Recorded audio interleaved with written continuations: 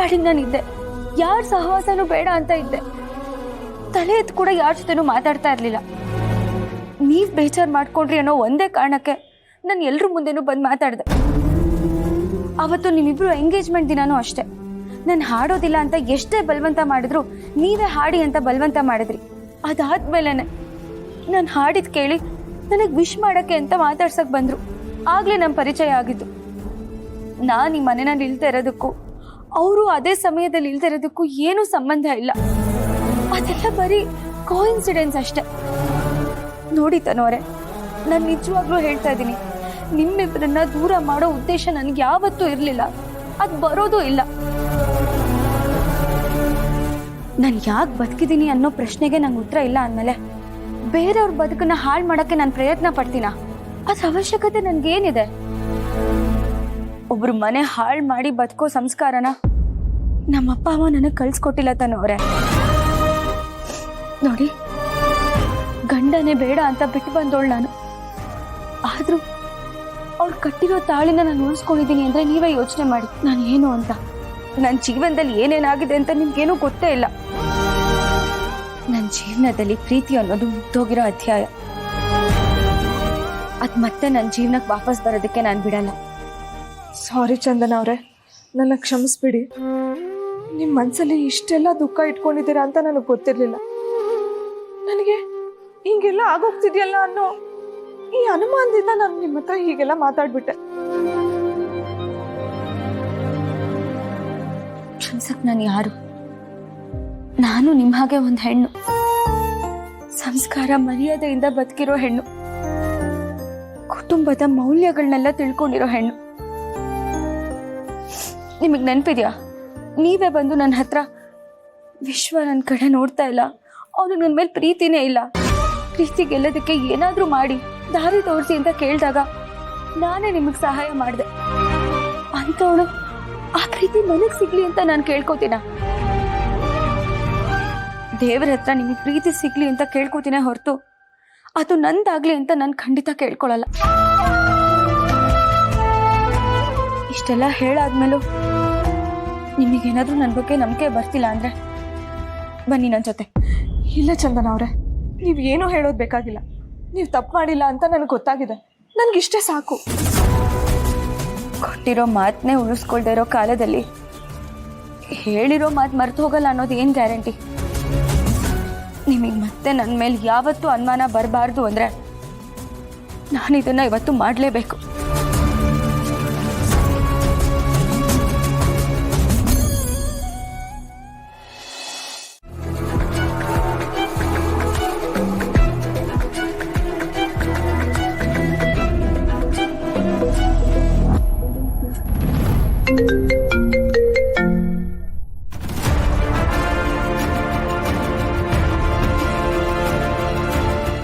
ಈ ಗೂಬೆ ವಿಶ್ವ ನನಗೆ ಫೋನ್ ಮಾಡ್ತಾ ಇದ್ದಾನೆ.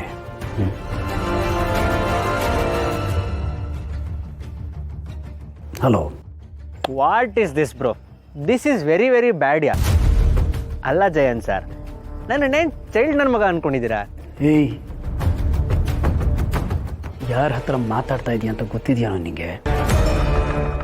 ಅಯ್ಯೋ ಜಯಂತ್ ಸರ್, ನಿಮಗೆಲ್ಲ ಮಾತಾಡಿದ್ರೆ ನಂಗೆ ಭಯ ಆಗುತ್ತೆ ಸರ್. ಆಮೇಲೆ ನಾನು ಹೋಗಿ ಗಾಳಿ ಆಂಜನೇಯ ದೇವಸ್ಥಾನದಲ್ಲಿ ತಾಯ್ತ ಕಟ್ಸ್ಕೋಬೇಕಾಗುತ್ತೆ ಸರ್. ಹಿಂಗೆಲ್ಲ ಮಾತಾಡ್ತೀನಿ ಅಂದ್ಕೊಂಡ್ರಾ? ಅಲ್ಲ ಜಯಂತ್ ಸರ್, ನಾಯಿ ಬೊಗಳಿದ್ರೆ ದೇವಲೋಕ ಹಾಳಾಗುತ್ತಾ? ನಿಮ್ಮ ಪಾಲಿಗೆ ನಾನು ವಿಲ್ಲನೇ ಇರ್ಬೋದು, ಆದರೆ ಇದು ನಮ್ಮೂರು ಸರ್. ನಾನು ಒಂದೇ ಒಂದು ವಿಜಲ್ ಹೊಡೆದ್ರೆ ನನ್ನ ಹಿಂದೆ 100 ಜನ ಬಂದು ನಿಂತ್ಕೋತಾರೆ.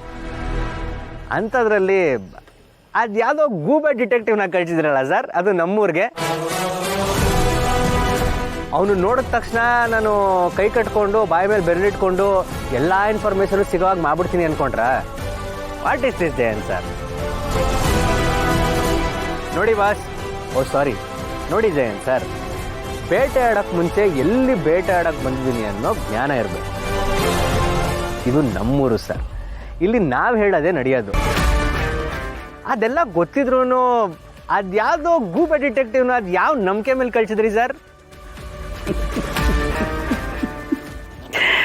ವಿಶ್ವ, ನೀನು ಬರೀ ನಿಮ್ಮೂರಲ್ಲಿ ಮಾತ್ರ ಸಿಂಹ. ಊರಿನಾಚೆ ಕಾಡು ಎಷ್ಟು ದಟ್ಟವಾಗಿದೆ ಅನ್ನೋ ಊಹೆನೂ ನಿನಗಿಲ್ಲ ಕಣೋ.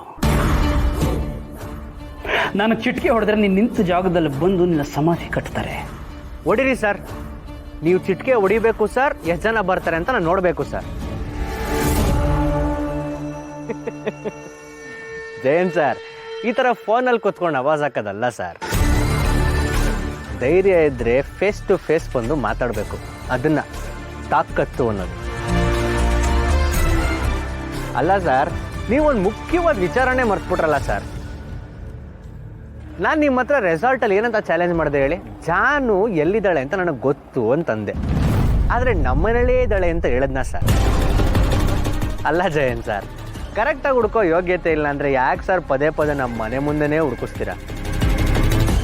ನೋಡಿ ಜಯಂತ್ ಸರ್, ಅವತ್ತು ನನ್ನ ಫ್ರೆಂಡ್ಸ್ ಬಂದು ನಮ್ಮ ಮನೆಯೆಲ್ಲ ಹುಡುಕ್ತಾ ಇರ್ಬೇಕಾದ್ರೆ ನನಗೆ ಡೌಟ್ ಬಂದಿತ್ತು, ಇದರಲ್ಲಿ ನಮ್ಮ ಸೂಪರ್ ಸ್ಟಾರ್ ಕೈವಾಡ ಇದ್ದೇ ಇರುತ್ತೆ ಅಂತ. ಆದರೆ ಇವತ್ತು 200% ಕನ್ಫರ್ಮ್ ಆಗೋಯ್ತು ಸರ್.